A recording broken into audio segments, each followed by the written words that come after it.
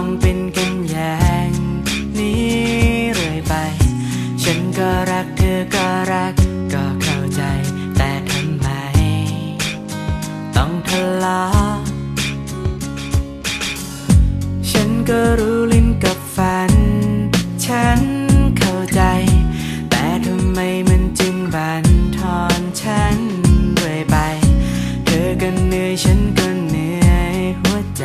หมดแรงไปก็เท่านั้นก่อนที่มันจะสายเกินไปกว่านี้ไม่เอาอีกแล้วเราไม่ทะเลาะกันดีไหม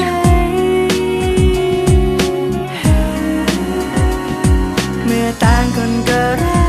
กและต่างคนก็หวงแล้วเราจะเถียงกันเพื่อใคร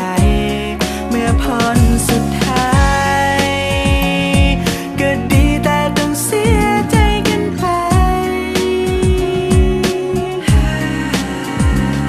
เมื่อมันไม่ไปไหนทำไมต้องทนทุกข์ให้เราได้รักกันดีกว่า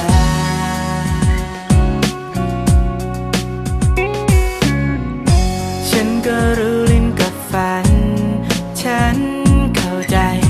แต่ทำไมมันจึงบั่นทอนฉันเรื่อยไป